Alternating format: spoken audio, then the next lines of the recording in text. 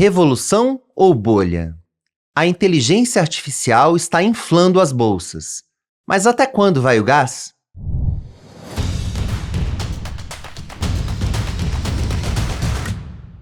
Salve pessoal, tá no ar mais uma edição do podcast Touros e Ursos. Eu sou o Vinícius Pinheiro e aqui do meu lado está a Júlia Vilchen, editora-chefe do Seu Dinheiro e caçadora de bolhas. Tudo bem, Júlia?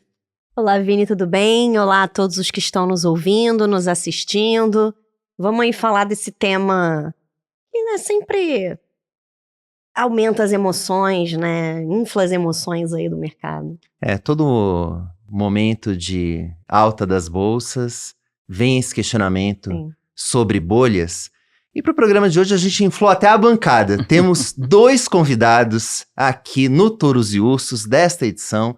Vou começar apresentando a Paula Zogby. Ela é estrategista-chefe da Nômade. Seja bem-vinda, Paula. Obrigada pelo convite. Tema difícil, né? Aposto que a gente vai sair sem respostas daqui, mas muito bom de debater.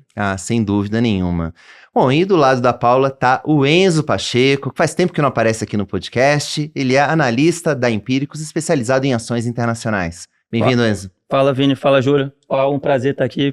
Bastante coisa pra gente comentar. E eu espero que não seja a bolha do Touros e Ursos, já que tá inchada a mesa aqui. Eu espero que seja só o começo de ter uma mesa sempre bem ampla, né, para discutir os temas do mercado. Não, olha, a nossa mesa é grande, tem espaço para caber até mais convidados aqui. Tem espaço até para auditório, se precisar fazer um programa aqui maior.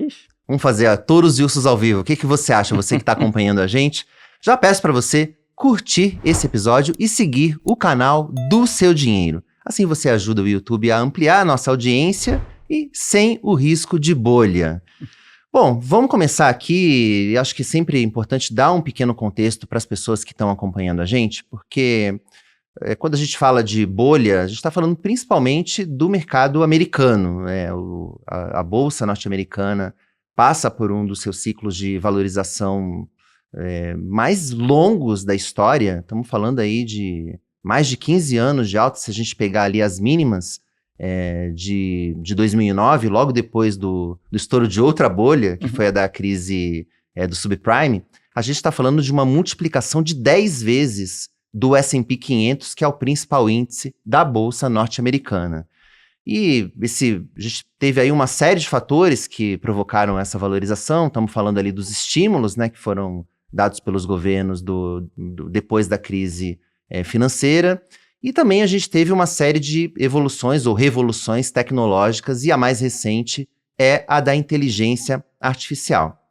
Porém, sempre que surge um movimento desses, algumas pessoas, e a gente tem visto bastante gente boa do mercado, se questionando ou até afirmando que estamos diante de uma bolha. E aí, obviamente, eu já fiz essa pergunta aqui logo no começo do programa e não sei o que vou responder, vou passar para vocês. O primeiro eu vou pedir para a Paula e o Enzo também pode complementar. Afinal, estamos diante de uma bolha ou esses preços da Bolsa americana se justificam? Os preços estão bastante inflados em relação aos históricos, mas não necessariamente isso significa que a gente tem uma bolha que vai estourar. Eu acho que uma coisa interessante de bolhas é que nem sempre elas estouram, Elas podem ser bolhas amplas, que realmente causam colapso sistêmico, nos preços, nos mercados, etc. Mas elas podem ser bolhas específicas de alguns setores e até de algumas empresas. Eu acho que o maior problema nesse momento não é nem a possível bolha da tecnologia, da inteligência artificial, é o fato de o mercado estar muito concentrado nessas empresas. Então, a concentração de 30% do S&P 500 só nas Mag 7, por exemplo.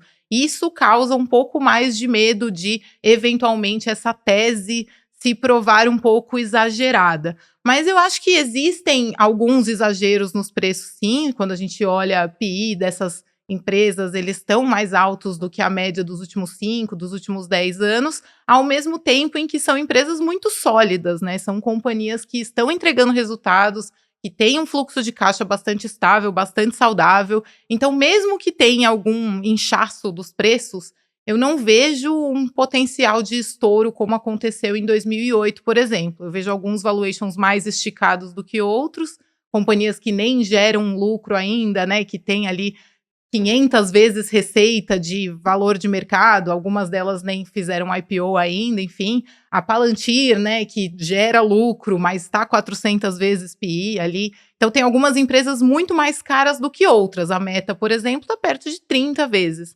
Então, não acho que a gente está diante de uma bolha no sentido que as pessoas gostam de usar essa palavra, né? Que é uma bolha que vai estourar e colapsar o mercado.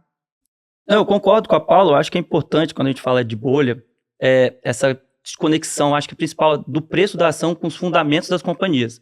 Então, quando a gente olha lá atrás, na bolha da .com, que eu acho que é o grande, o pessoal utiliza como o grande paralelo, né? Hoje você fala da NVIDIA e lá na época você falava da Cisco, porque você ia ter toda aquela infraestrutura necessária para a internet ser possível, para as empresas terem todos os seus computadores conectados. E lá a Cisco negociava 100 vezes lucro. Hoje a NVIDIA, que é como se fosse, você fala de A, você fala de NVIDIA, porque ela fornece os principais chips, ela negocia algo como 30 vezes. E a perspectiva para o crescimento para o próximo ano é que ela vá para alguma coisa de 25. Então, assim, de fato, você tem um crescimento, um aumento no valuation nominal. Então, como a Paula falou, se você for pegar a média de 5 a 10 anos, o patamar hoje realmente está um pouco esticado. O S&P negocia algo como 23, 22 vezes lucro. Não é um patamar que eu falo assim, nossa, é um patamar extremamente atrativo para você entrar com a cabeça, com tudo na Bolsa Americana. Eu acho que você vai encontrar setores que têm um valuation mais atrativo, mas essa questão dos fundamentos, as empresas têm entregado resultados. Então, essas empresas, elas crescem muito, elas têm um retorno sobre o equity, um retorno sobre o patrimônio líquido muito maior do que tinha nesse período de 5, 10 anos, ou até mesmo lá na época da .com. Na época da .com, além dessas empresas que eram conhecidas, você tinha aquelas outras, né, que se tornaram também um grande símbolo. Você teve lá a Pets, que era uma empresa que ia vender produtos de pets pela internet, e ela era medida pelos cliques que ele tinha no website. A própria Amazon, né, ela surgiu como uma livraria, ela surfou um pouco essa bolha das .com lá atrás, veio o estouro, ela caiu 90%, mas a Amazon continuou ali firme e forte, porque ela tinha uma proposição para o seu cliente interessante.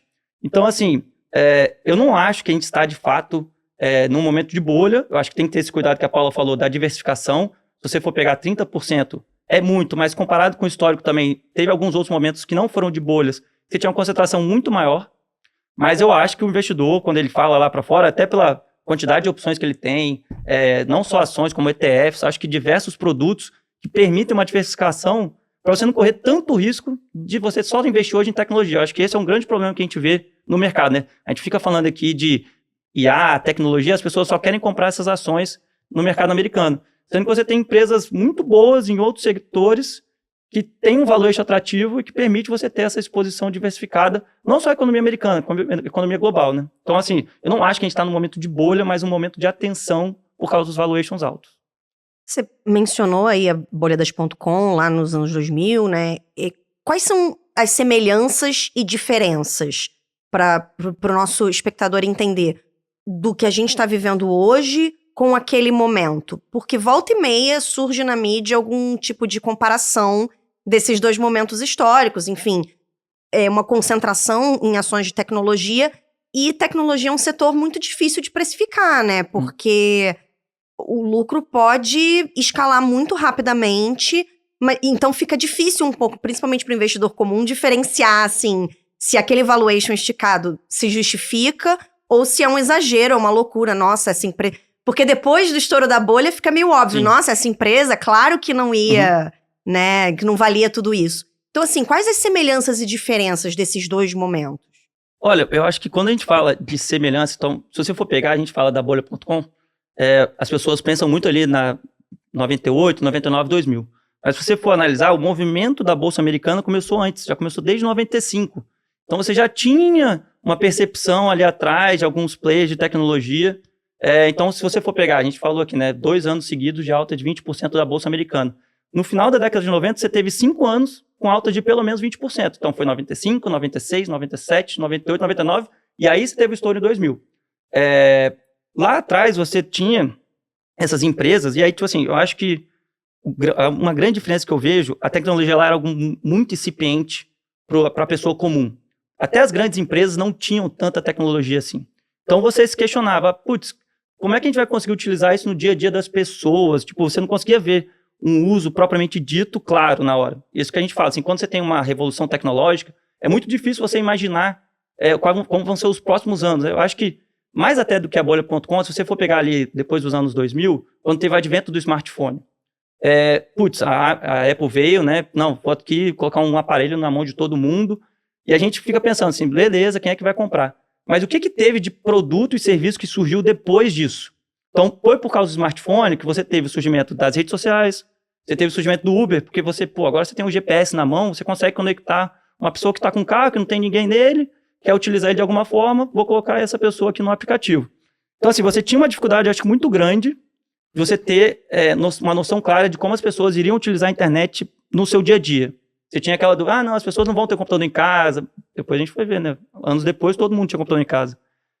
Hoje em dia, as empresas de tecnologia, a gente está falando das maiores empresas do mundo, que todo mundo conhece. Então, você está falando, a NVIDIA nem tanto, agora que ela começou a ficar mais conhecida, mas ela faz o chip necessário para a inteligência artificial. Mas quando você fala das Big Techs, você está falando do Google. Todo mundo usa o Google hoje em dia, usa o buscador, talvez tenha reduzido agora com o ChatGPT.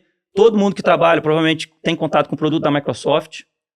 Apple, todo mundo tem o iPhone. Então, assim, eu acho que hoje você tem uma noção muito mais clara dessas empresas maiores, como a pessoa física e as próprias empresas podem utilizar os produtos. Lá atrás você tinha ainda um grande questionamento de como seria, tipo, a vida nessa nova economia, né? Você tinha aquela discussão, não, todo mundo vai entrar na internet para comprar. De fato, isso aconteceu com a Amazon, mas demorou um tempo, né? Uhum. Ela teve que também aumentar o escopo de produtos dela para não ser só uma livraria, porque senão ela ter lá a atuação dela muito limitada. Então, acho que essa é a grande diferença. E essa questão dos fundamentos, eu acho que é principal também, né?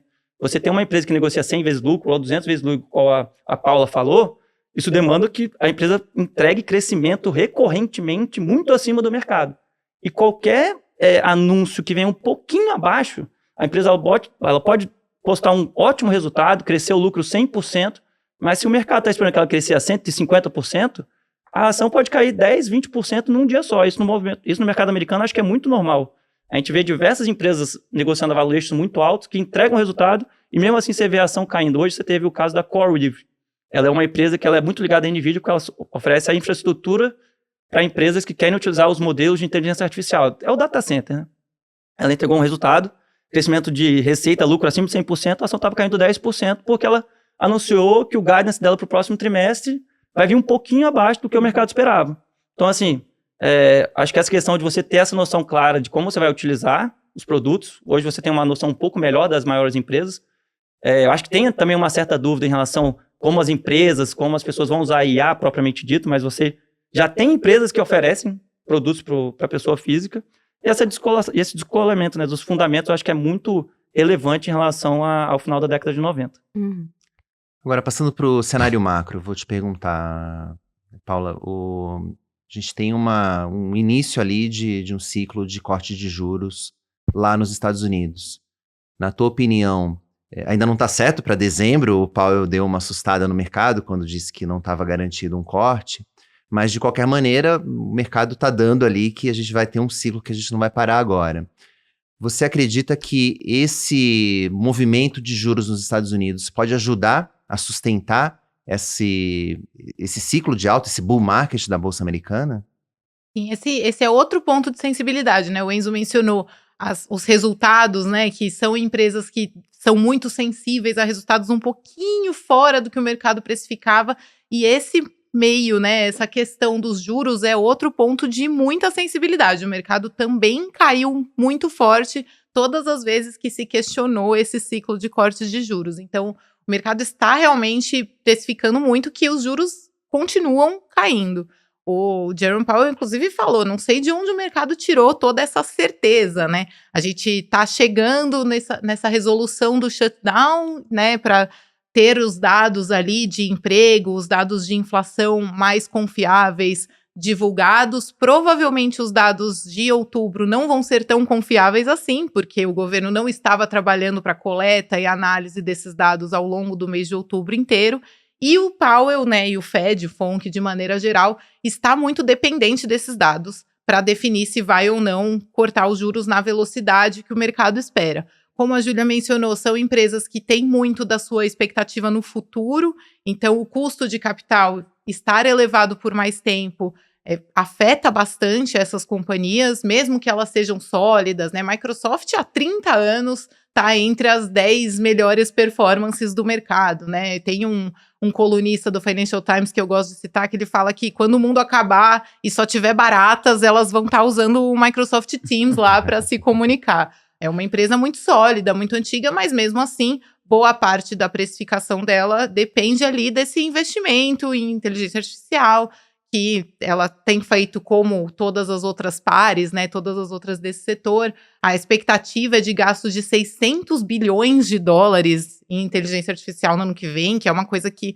ainda não está gerando resultado. Então, sim, juros altos por mais tempo do que o mercado espera pode minar um pouco dessa tese, pode trazer uma volatilidade bem intensa. Agora, os juros caírem, trazer mais oportunidades para o mercado já é um pouco de dúvida, justamente porque o mercado já precifica muito, né? Já tem muito essa expectativa dos juros caírem. Claro que no momento do anúncio sempre tem um pouco mais de injeção de capital daquelas pessoas que estavam um pouco ansiosas ainda, etc. Mas acho que o maior perigo é o contrário, é o ciclo de cortes ser pausado por alguma questão, ou um mercado de trabalho mais forte, ou uma inflação que surpreenda para cima. Isso é um dos riscos do mercado hoje. Agora, além dos juros, essa questão dos investimentos necessários para desenvolver a tecnologia da inteligência artificial. Aí eu vou passar para você, Enzo. Também não se trata de um risco, teve o Sam Altman falando de $1 trilhão em investimentos, e tudo bem, a OpenAI já é uma empresa que gera receita, mas é muito... Mas ainda muito distante do muito necessário. desproporcional, exatamente, é o que ela precisa investir para continuar evoluindo o ChatGPT. Isso não... Tem tanto dinheiro assim para a gente bancar essa tecnologia? Eu dividiria em 2 grupos, Vinícius. Assim, quando você fala das Big Techs, né, como a Paulo falou, esse ano deve ficar algo como 350, 400 bilhões de dólares. Ano que vem você tem essa estimativa entre 500 e 600 bilhões. Então, somados, as maiores empresas do mundo, você está falando de Amazon, Alphabet, Microsoft, Meta e até a Oracle, agora entra nesse grupo, fazendo esse investimento todo. Tirando a Oracle, as outras elas têm uma capacidade de geração de caixa muito grande. Ainda assim, entrou nesse ponto que você falou, esse investimento ele vai se pagar? Você tem essa dúvida no mercado. Essas empresas eram negociadas por múltiplos mais altos porque ela tinha um ativo físico, né, pequeno. Grande parte da empresa era um ativo intangível. Você não tinha aquela necessidade de ter um escritório, um data center para você rentabilizar. Agora, com esse investimento, talvez essa rentabilidade reduza para os próximos anos. Mas, pelo menos, elas têm essa capacidade de geração de caixa. Acho que essas empresas não me preocupam muito. Aí você vai para o caso da OpenAI, que, como você falou, ela anunciou recentemente que ela deve ter algo como 20 bilhões de dólares em receitas anualizadas, o que, de fato, é um patamar significativo para uma empresa relativamente nova, mas ela fez compromissos que já chegam quase 1,5 trilhão de dólares. Ela anunciou recentemente que ela deve continuar sendo fluxo de caixa negativo até 2029. E uma dúvida que a gente tem nesse ponto de se os investimentos são sustentáveis ou não, que aí também pode entrar um pouco nessa questão lá da década de 90, é o que a gente fala do vendor financing. Você tem, às vezes, investimento de uma empresa numa companhia, e essa companhia utiliza para adquirir recursos daquela primeira. Então, a NVIDIA investiu na OpenAI, que vai utilizar os recursos para comprar chips da NVIDIA. É uma referência circular. Então, a partir do momento que essa roda para, você tem, de fato, uma preocupação maior se esses investimentos são sustentáveis. Então, assim, eu acho que as maiores empresas que têm a capacidade vão continuar investindo, até porque elas não podem se dar o luxo de não investir. Se eu sou a Amazon e vejo a Alphabet investindo, você tem lá as duas oferecendo cloud. Se ela está investindo, ela vai oferecer uma capacidade de processamento melhor do que a minha. E eu vou perder, talvez, muito tempo para recuperar lá na frente. Então, assim, eu acho que elas não se dão o luxo. Você vai ter o risco de ter um overinvestment, porque eu acho que é natural. Teve na década de 90. Mas essas grandes empresas não podem se dar esse luxo. Agora, a OpenAI, como ela está nessa fase inicial, pode ser, sim, um ponto de atenção importante. Ela não tem ação negociada ainda, né? Mas quando você vê os valuations em mercados privados, já fala que ela está negociando como se fosse com 500 bilhões de dólares. Então, o que isso não está esperando? O quanto de receita os investidores não estão esperando? Eu acho que esse principal ponto de atenção para mim é se essa capacidade da OpenAI e das outras empresas de inteligência artificial, você tem a Anthropic, você tem outras companhias conseguem de fato gerar uma receita para poder fazer esses investimentos. Acho que esse é o ponto. Mas aí você tem um risco dessas empresas que são mais focadas em inteligência artificial, se o investimento não se pagar, de elas em algum momento ficarem pelo caminho ou serem absorvidas por outras, né? Elas têm um risco mais elevado do que essas empresas que já são estabelecidas. Sim. Não, exatamente. E aí, assim, de novo, quando você for entrar lá na década de 90, diversas empresas da Bolha.com que pareciam ser as líderes que iriam ganhar muito, acabaram ficando para trás. Como eu falei, a Pets.com veio com uma ideia de vender produtos para pets pela internet. Hoje você tem empresas que fazem isso, mas lá atrás ela não se tornou um negócio que parecia viável naquele momento. Então, assim, eu não acho que essas empresas vão deixar de existir. Talvez essas maiores companhias podem até pensar em adquirir elas. Mas existe o risco, obviamente. Enquanto elas não têm ação negociada em bolsa, eu acho que fica um pouco mais tranquilo para o investidor pessoa física. Aí, se elas vierem para a bolsa, talvez você possa ter uma perda de valor muito grande e acabar machucando o investidor. Eu queria fazer uma pergunta agora para os dois, falando de bolsa brasileira, né? A gente não tem, assim, um setor tecnológico como existe nas bolsas americanas, mas a bolsa brasileira caminha muito a reboque aí das bolsas internacionais, principalmente de Wall Street. Então tem muito a questão dos juros, né, que a gente falou aqui, dos juros americanos, mas tem também, assim, geralmente quando tem uma crise, né, no S&P, isso reverbera aqui de alguma maneira. Então, assim, num cenário hipotético que houvesse uma correção forte nos preços, né, dos índices americanos, ou o estouro de uma bolha, isso ia afetar muito a gente, essa toada positiva do Ibovespa ia acabar, enfim, existiria a chance de ser uma marolinha, de alguma maneira, ou não? Agora a gente está mais dependente ainda das bolsas americanas do que já esteve até no passado. Eu acho que tem uma questão de sentimento, né? Começa com o sentimento, então se o mercado vê uma bolha estourando, as ações caindo, a liquidez diminuindo, corre para os ativos menos arriscados, o Ibovespa naturalmente não é um desses ativos menos arriscados, né? Então, nesse primeiro momento de começo da queda dos mercados, etc., né, caso aconteça, eu acho que a gente é afetado negativamente. Tem um outro aspecto que os Estados Unidos, a gente mencionou essas altas expressivas das bolsas americanas nos últimos anos, né? 20% 2 anos seguidos. E o americano, pessoa física, varejo, investe na bolsa. Então, são pessoas que estão mais ricas, né, na teoria, por conta da valorização da bolsa também. Então, uma crise no mercado acionário tem mais potencial de afetar consumo na economia real por lá do que por aqui. É muito mais ampla essa participação na Bolsa de Valores. Então, quando a economia enfraquece, tem o outro risco aqui para o Brasil, porque commodities tendem a cair de preço. Isso afeta, de fato, né, os fundamentos das companhias por aqui. Então, sim, eu acho que uma bolha, um estouro de uma bolha poderia afetar dessas duas formas a Bolsa brasileira. Se for uma coisa muito mais ligada ali, relacionada e restrita a ativos de tecnologia, pode ser que em algum momento a gente veja um movimento de busca por outros ativos, que até aconteceu um pouco no começo do ano. Os investidores continuavam com apetite a risco e foram buscar esse risco em mercados emergentes, né? O mercado brasileiro está se beneficiando bastante disso ainda. E a economia ainda saudável, commodities com preços altos, né? Enfim, altos e baixos ali, mas preços ainda elevados. Então, tem esses dois aspectos. Depende, acho, do tamanho da projeção desse estouro de bolha, né?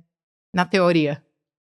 Assim, o que eu vejo mais em relação ao mercado brasileiro, se a gente for pegar essa alta recente, teve muita participação do gringo, né? Gringo comprando. Mas ainda assim, a participação do Brasil no portfólio global, ele é menos de 1%. Então, assim, ok, você pode ter um solavanco no curto prazo, essas pessoas que entraram agora talvez reduzam sua posição, porque se a gente for lembrar, né, na época da pandemia também, o Ibovespa estava quase nos 100 mil pontos, chegou a bater 60 mil. Então, assim, é um beta, é um mercado mais arriscado. Mas assim como é o mercado argentino, que sofreu uma correção recentemente, assim como vai ser o mercado talvez chinês, que apesar de ser um mercado importante, também tem uma característica um pouco mais arriscada, eu tenderia a pensar que você teria um impacto, mas como teve essa migração, como a Paula falou no começo do ano, você já tinha um mercado americano com valuation maiores do que o resto do mundo. Então, você está falando muito acima da Europa, muito acima do Japão, muito acima de mercado emergente. Quando você teve todas as políticas lá divulgadas pelo governo Trump, o quanto teria impacto na economia global, os investidores acabaram migrando para esses outros mercados de uma mesma maneira. De fato, uma bolha no mercado americano tem uma possibilidade de você impactar o resto do mundo tranquilamente. Mas eu acho que eu tenho visto uma predisposição dos investidores de ir para outros mercados nesses últimos meses. Então, sim, podemos ter um impacto significativo, mas se a gente continuar tendo um bom momento da economia local, se tiver uma adoção de políticas fiscais, talvez o investidor deixe isso de lado e continue apostando na Bolsa Brasileira, porque o valuation ainda é atrativo em relação aos outros mercados. Pois é, mal começamos a subir. Tomara que não tenha um estouro de bolha nesse momento. Exatamente. Lembrando, o Ibovespa em dólar sobe 50% nesse ano, mas ainda está muito distante do patamar que já alcançou antes da crise de 2008. Quer dizer, estamos muito atrasados. Hoje ele está negociando como, acho que abaixo de 30 mil pontos em dólar, né? A máxima foi lá na época, do boom das commodities, que bateu 33, 34 mil. Então você teria pelo menos um espaço aí para recuperar esse restinho. Então, assim, eu ainda vejo uma disposição dos investidores globais buscando esses outros mercados, mesmo com uma eventual bolha, né? Se estourar a bolha lá fora. Tá certo. Bom, para a gente amarrar o que a gente conversou aqui com algo na prática, né? Diante do que a gente tratou aqui, queria saber um pouco de vocês. Eu já vou passar a bola para ti, Enzo, primeiro, assim. O que você gosta lá fora? Quais são as tuas principais posições, alocações? A gente, nas nossas séries internacionais, né, eu tenho 2 séries na Empírico. Tem o Money Bets, que é uma carteira diversificada, e tem o Yacash, que é só para tecnologia. De fato, a carteira de tecnologia está indo muito bem, mas você tem esse risco, você colocar só as empresas de tecnologia, num momento bom, muito bom, mas quando vem a correção, você entrega boa parte desse resultado. Então, eu acho que o investidor que está começando a investir lá fora, sempre tem essa questão, mas o dólar está caro e tal. Cara, não pense em dólar, o quanto você está pagando no dólar, pense em você ter uma parcela do seu portfólio lá fora e diversifique. Mas aí, se você quiser diversificar, começando com as Big Techs, eu gosto muito de Amazon nos patamares atuais e gosto muito de Google. Meta teve uma questão relacionada ao resultado recentemente, pode gerar uma dúvida no curto prazo, mas ainda assim, dada a queda, eu ainda vejo atratividade no papel. Mas você pode buscar uma diversificação com essas empresas que são muito boas, tem um valuation esticado, como a gente falou, mas nada muito absurdo comparado com as outras bolhas, e você buscar players em outros segmentos, né, tradicionais da economia americana, com empresas consolidadas. A gente está falando de uma Visa, é uma empresa que está presente no dia a dia de pessoas do mundo inteiro. Você pode falar a Novo Nordisk, que caiu recentemente em relação às dúvidas com o mercado dela nos Estados Unidos, mas ainda assim tem um poder de marca importante com o Ozempic. Acho que a empresa está fazendo uma reestruturação interessante para poder voltar a crescer. Não foi bolha do Ozempic nesse caso? Tem uma certa bolha, mas assim, eu ainda acho que você consegue ver o mercado de medicamentos do GLP-1 crescendo daqui para frente. O que pegou novo foi que ela não conseguiu se adaptar ao mercado americano, que é o principal mercado hoje para esse tipo de medicamento, e a Eli Lilly acabou surfando muito melhor esses últimos anos. Então, de fato, a Novo chegou a ser a maior empresa europeia 2 anos atrás, e aí caiu 40%, 50% das máximas. Mas ainda assim, com o valuation de hoje, 12, 13 vezes lucro, eu ainda acho que dá para correr um certo risco na companhia. E eu ainda tenho, nas minhas carteiras, aí vai ter um pouco de tecnologia, mas eu acho que é mais relacionada à diversificação geográfica. Eu acho importante ter uma exposição à China nesse caso. A gente está falando que é a segunda maior economia do mundo e também não vai querer ficar para trás nessa corrida de inteligência artificial. Então, a Alibaba é um case que eu gosto bastante, é a Amazon chinesa, né? E ela vai ser necessária para poder investir no desenvolvimento da tecnologia da inteligência artificial por lá. Acho que dá para você começar com esses cases para montar uma carteirinha lá fora. Paulo. As nossas carteiras são mais de teses, né? Então, a gente trabalha mais com carteiras de ETF. Claro que temos, sim, posição nos Estados Unidos. Não acho que é o momento de ficar de fora dessa corrida da inteligência artificial, mesmo que a gente tenha bolhas concentradas ali, tem muitas teses muito interessantes. Então, acho que para complementar o que o Enzo trouxe, nós estamos também posicionados em um ETF específico de ex-US, que é a nossa forma de se proteger, né? É um ETF que tem muito Japão, tem muita Europa, o Japão está organizando a casa ali, né? Saiu ali do ciclo deflacionário extenso de muitos anos, estimulando o próprio mercado, né, de ações, tem bastante estabilidade política, que é uma coisa que é difícil para o brasileiro até de entender, agora até nos Estados Unidos, né? Então, é uma tese que a gente gosta de ter dentro dos nossos portfólios nessa parte de ex-US. A gente está com uma exposição um pouco maior do que o benchmark fora dos Estados Unidos, justamente por conta dos valuations esticados por lá. E para falar um pouquinho de renda fixa também, acho que é interessante, não estamos alongando muito os prazos na renda fixa, mas a gente vê teses interessantes na parte de high yield. E high yield, quando você fala em bonds, né? Tem high yield, por exemplo, nas maiores empresas mais sólidas do Brasil e de outros mercados emergentes, que emitem bond a dólar, né? Dólar mais, que é assim que a gente pensa, né, como brasileiro, dólar mais 7, dólar mais 8. E como os juros estão nessa trajetória de queda, é um bom momento ali para você se posicionar até taticamente. Se, né, taticamente acontecer alguma coisa e os juros não caírem conforme esperado, você ainda tem essa proteção do dólar mais 7 para o prazo que você escolher. Mas, de fato, não estamos buscando prazos muito longos, porque o endividamento americano está trazendo muita incerteza nessa frente. Então, é assim que a gente está posicionado. Temos, sim, Estados Unidos, tecnologia, etc., mas com uma cautela um pouco maior. Aquela frase que o sell-side adora, né? Cautelosamente otimistas.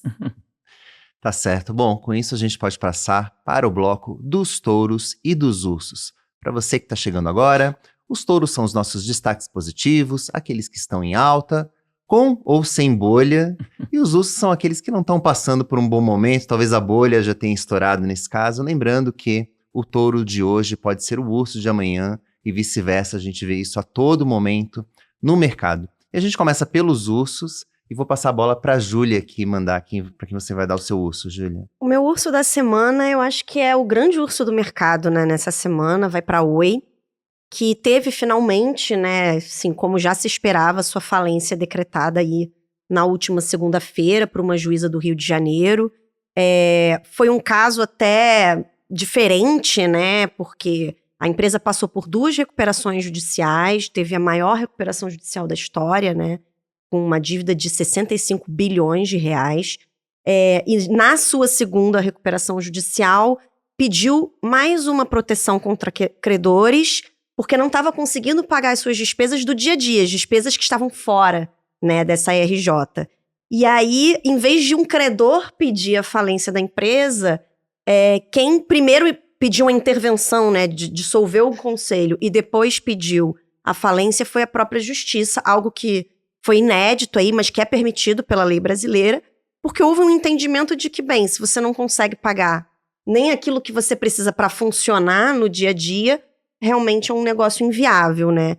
E realmente, assim, a história da Oi é uma dessas de ascensão e queda de um gigante muito notáveis no mercado brasileiro, né? A Oi, ela nasceu da antiga Telemar, que era uma gigante de telecomunicações, que foi formada lá na época da privatização das telecomunicações no Brasil, muito turbinada aí com recursos do BNDES, de fundos de pensão, mas ela tomou algumas decisões equivocadas de investimento, né, de aquisições, acabou criando uma dívida impagável e culminou aí nessa sequência de RJs aí, ficou 10 anos em recuperação judicial, né, uma coisa...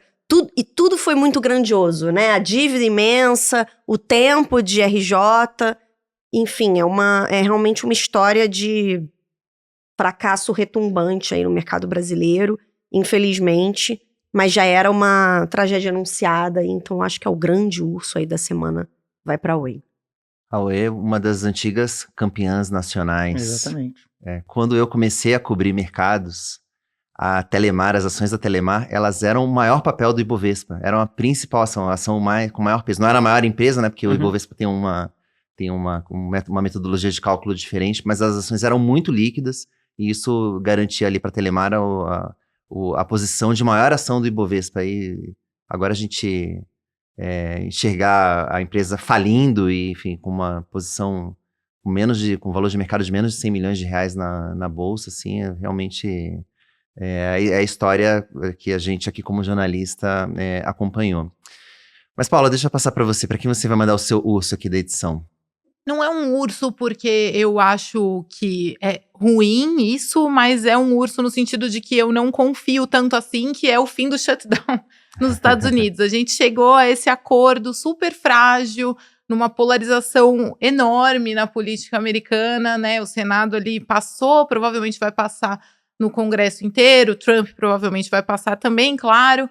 E aí a gente vai ter o financiamento das atividades do governo até janeiro, quando a discussão sobre Obamacare e os planos de saúde tende a voltar e pode ser que ela não passe de novo. Então, é o meu urso nesse sentido. Acho que o mercado teve uma valorização forte ontem, hoje já está mais ou menos na hora que a gente está gravando aqui.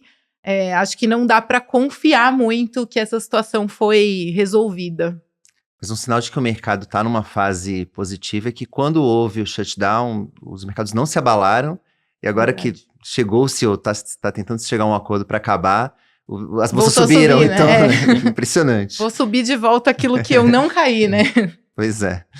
Enzo, para que você vai mandar o seu urso? Teve tempo de pensar aqui durante o programa? Cara. Mas assim, eu acho que também um meio genérico. Eu acho que a falta do Trump na COP30 é um fator não, assim, muito ruim para a sinalização dessas políticas, né? Pô, você tem uma maior economia do mundo, não está discutindo temas necessários para a questão de energia renovável, de sustentabilidade.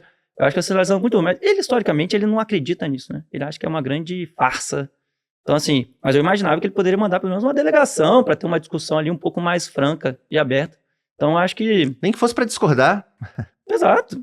Vai lá, anota alguma coisa, fala, não concordo e tal, mas assim, não ter ninguém é muito ruim para você ter uma política coordenada dos países. Você vai ter lá alguns países já investindo no Fundo da Amazônia, mas, putz, falta os Estados Unidos nessa conversa. Então, eu acho que meu turno vai para a ausência dos Estados Unidos na COP. Concordo. Algumas pessoas chamando de flop 30, e eu... enfim, fora a piada, assim, que tudo bem, eu não vejo motivo para comemorar, sabe, o fato de que vieram menos chefes de Estado e tudo mais. E não satisfeito, ele ainda soltou lá uma fake news falando daquela questão do desmatamento, que fez uma estrada gigantesca. Então, assim, quis participar ainda de uma maneira equivocada, né, ao meu ver. Sem dúvida. Bom, deixa eu falar do meu urso, então, que vai pro dólar, que tem sido também figurinha carimbada aqui no programa. Toda vez que a gente não tem um urso para falar, a gente fica disputando, o dólar é meu, né? A gente fica aqui brigando. A moeda norte-americana segue como grande, né, destaque negativo dos mercados globais, então vem apresentando desvalorização frente a praticamente todas as moedas, incluindo aqui o nosso real. Estamos falando de uma desvalorização de 14,5%, quase 15%. Em relação aos patamares do começo do ano, que foram assustadores. Já o dólar chegou ali, naquele momento, a passar da casa dos R$ 6,20.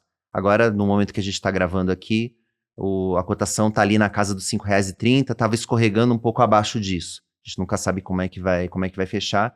Mas a gente tem visto cada vez mais o mercado se posicionando, apostando numa queda ainda maior da moeda norte-americana frente ao real. Diante de um pouco do que o Enzo falou, desse movimento dos investidores saindo um pouco dos Estados Unidos e diversificando ali os seus investimentos para outras economias, acaba sobrando um pouquinho para a gente, lembrando que também estamos pagando 15% ao ano para quem chega aqui, então é uma rentabilidade nada desprezível, para dizer o mínimo. Mas acho que vale lembrar que no fim do ano também a gente tem um movimento técnico ali de remessas e tudo mais, e pode ser que o dólar dê uma estressada, mas como a gente está falando de momento, o dólar leva mais uma vez aqui o meu urso desta edição. Bom, vamos aos touros, vamos aos destaques positivos aqui então, e mais uma vez você, Júlia, para quem você vai mandar? Eu escolhi um touro da nossa temporada de balanços aqui no Brasil, né? Eu escolhi a C&A, que apresentou um balanço aí que foi bastante bem recebido aí pelo mercado. A ação subiu 8,5% na bolsa logo depois da divulgação dos números da varejista.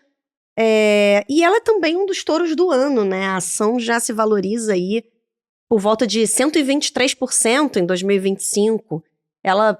A empresa passou a focar mais, né, na moda e beleza, saiu de certos segmentos que não tinham tanto a ver, aí passou a ganhar aí participação de mercado, né? Houve um crescimento das vendas, realmente ela fez um dever de casa ali para voltar ali a disputar mais pau a pau com a Renner e também ganhou produtividade aí em relação à Renner.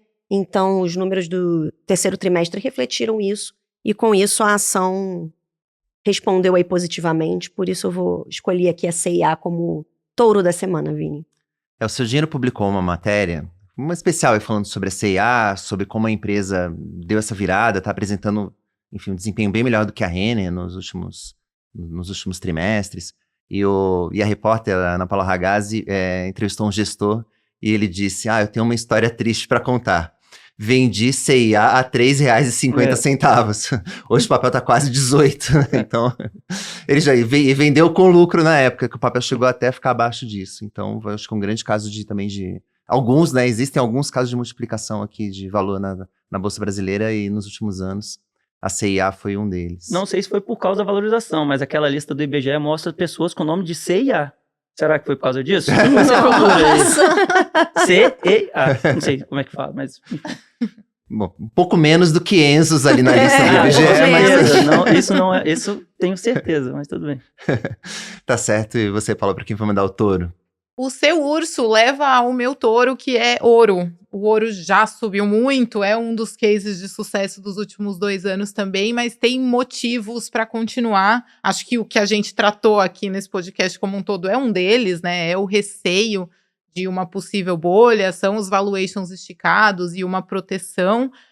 Os próprios gestores de fundos, com a desvalorização do dólar nesse ano, buscaram fazer hedge cambial, que era uma coisa que ninguém fazia, o pessoal só investia nos Estados Unidos sem se importar com o dólar, porque não era preciso se preocupar com o dólar, e agora tem muito mais essa posição por investidores institucionais e companhias, etc. Além disso, os bancos centrais continuam buscando mais ouro, tem algumas pesquisas mostrando que a expectativa é de aumentar ainda mais as reservas em ouro, né? Já aconteceu muito esse movimento, ele já vinha desde antes, mas ele foi intensificado pela guerra na Ucrânia, quando os ativos russos em dólar foram congelados, né? Os Estados Unidos usando o dólar como uma arma mesmo, né, de guerra. Então, os bancos centrais continuam comprando, os juros nos Estados Unidos caindo também, traz uma busca maior por proteção em outros ativos, podem ser moedas de outras economias, mas os juros estão baixos em outros países também. Então, o meu touro é o ouro, que voltou ali para os 4.100 ontem, né? Enfim, parece estar caro também. É um ativo que normalmente eu não falo muito. Derrubei meu celular na gravação. Normalmente eu não falo muito, né? Não gera fluxo de caixa, enfim, é um ativo parado ali, mas é uma proteção interessante. E tá num movimento muito atípico. O ouro, ao contrário do dólar, como você bem falou, tem sido aí um dos grandes destaques positivos no ano. Chegou a ficar ali, passou de 4.300 e... 4.400 quase. E aí deu uma escorregada umas semanas atrás. Ele foi urso umas edições atrás, justamente porque deu essa escorregada. Mas tem sido, se a gente pegar aqui o nosso histórico... Se você for pegar o começo do ano, acho que muita gente falava da possibilidade do ouro terminar 2025 na casa de 3.500 a 3.700 dólares. E aí a gente já chegou aqui, já passou dos 4.000, já tem gente falando de quase 5.000, já tem gente falando de 6.000 para 2025. Então, eu acho que é um belo touro, de fato. Sem dúvida. Vou falar o meu aqui, Enzo, você tá... só não rouba o meu, então, mas tudo bem. Acho que não. Então tá. O meu touro vai ser para Petrobras, que não tem sido um touro nesse ano. As ações da Petrobras, nesse momento positivo do Ibovespa, elas não têm apresentado uma boa performance, mas a estatal divulgou o lucro do terceiro trimestre na semana passada e os resultados vieram acima do esperado e a estatal registrou um lucro aí de pouco mais de 6 bilhões de dólares e o resultado surpreendeu porque foi num contexto de queda dos preços do petróleo. Então a Petrobras teve que compensar isso produzindo mais, foi o que aconteceu no terceiro trimestre. Além disso, a estatal divulgou dividendos, né, para os acionistas, tão importante quanto o lucro quando a gente vai... publicar a matéria lá no Seu Dinheiro o que o povo quer saber, digamos assim, os investidores, pessoas físicas principalmente, é o quanto que a estatal vai pagar de dividendos. E ela anunciou um pagamento poupudo aí de pouco mais de 12 bilhões de reais em proventos para os acionistas. Poderia ser ainda mais, ela teve ali do lado, vou dizer do lado negativo, mas é um ponto que o mercado sempre olha de perto, é o nível de investimentos, e os investimentos vieram acima do esperado, mais uma vez, o mercado olha um pouquinho de lado para essa questão, porque tem sempre essa dúvida se a Petrobras vai investir em projetos que deem retorno, mas de qualquer maneira o balanço foi considerado positivo até para os analistas que não estão tão otimistas assim com a estatal. E vale lembrar que ainda nesse mês, é um mês muito importante para a Petro, porque vai ter o anúncio do plano de investimentos, que ela faz todos os meses de novembro. Então, acho que também esse número de quanto vão vir os investimentos para os próximos 5 anos acho que é outro número que pode definir como é que vai ficar a trajetória das ações da Petrobras até o fim do ano, se ela vai conseguir recuperar esse atraso em relação ao Ibovespa em 2025. Enquanto isso, fica aqui com o meu touro dessa edição. E Enzo, agora sim, vou passar para você aqui, para você falar do seu touro. Bem, nesse episódio que a gente falou tanto de tecnologia, o meu touro vai para o Buffett. Ele soltou ontem, né, uma carta, seria meio que a carta de despedida dele, é uma carta que ele faz na época de novembro, ali, perto do Dia de Ação de Graça, e ele avisou que ele vai manter a posição dele, ele vai converter as ações, né, classe A para classe B, para manter a confiança dos outros investidores no Greg Abel, que vai assumir agora o comando da Berkshire, desde o anúncio, né, quando a gente teve lá a reunião com os acionistas no começo de maio, o mercado foi pego de surpresa, porque ele anunciou quando ninguém esperava que ele ia sair do comando do dia a dia. Ele já saiu do dia a dia já tem um tempo, né? E desde então as ações performaram mal. Aquele prêmio de você ter o Buffett no comando acabou sendo retirado da ação. Mas a gente já falou aqui de diversificação, da necessidade de você ter não só tecnologia. Eu acho que as ações da Berkshire, no patamar atual, também tem uma oportunidade interessante, né? Você tem diversas empresas dentro da Berkshire. A gente não está falando só do portfólio de ações. O investidor, pessoa física que chega agora, acho que é só uma grande carteira de ações que tem Apple, que tem Bank of America, não. Ele tem um portfólio gigantesco de empresas, tem empresas seguradoras, tem empresa ferroviária, empresa de energia. Então, para você diversificar, eu acho que a ação performando mal, ela está subindo 9%, 10% no ano, abaixo do S&P.